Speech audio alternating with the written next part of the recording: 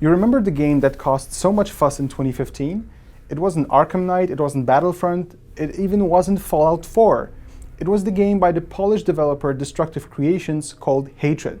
This year, the devs are back, and controversy is not far behind. Let's take a look at IS Defense.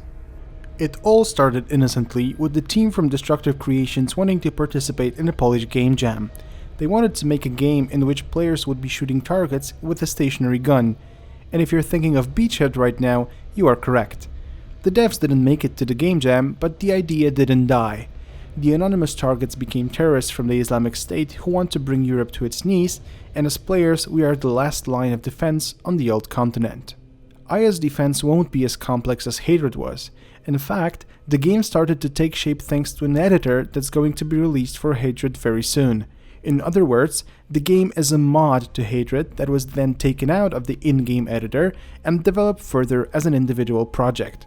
In fact, the production process took only about 3.5 months, with just a part of the team focusing on this one. Our only task will be to use the stationary gun to stop the never-ending waves of enemies, with some occasional help from allied infantry, artillery, or aircrafts. The idea is simple and it sounds easy, but in fact pretty soon you will be swarmed with invaders who will use suicide bombers to destroy your defense station. The goal of the game is to destroy a certain number of warriors and vehicles, and the scores acquired in individual game sessions are summed up together. Once you manage to fill up the progression bar, you unlock a new map, of which there are 3 in total. The game not only sums up scores between sessions, but also remembers your character progression choices. After earning a number of experience points, the player gets special points that can be spent on new perks.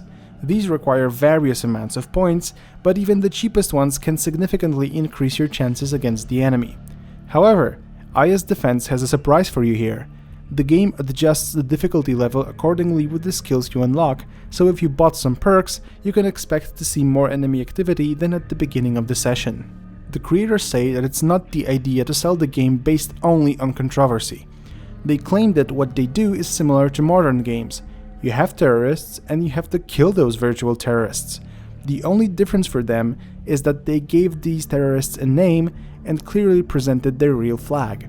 However, they highlight all the time that what they do does not have any religious connotations.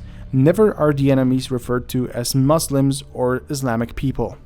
The game will be sold via Destructive Creations' official website for 6.66 euros, and if they get greenlit on Steam, they will sell the game via that platform for 6.99 euros.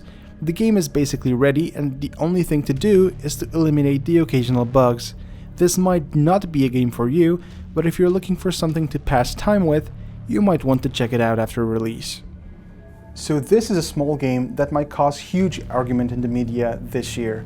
Let me know what you think of IS Defense, and make sure to watch more videos from GamePressure.com. Thank you for watching.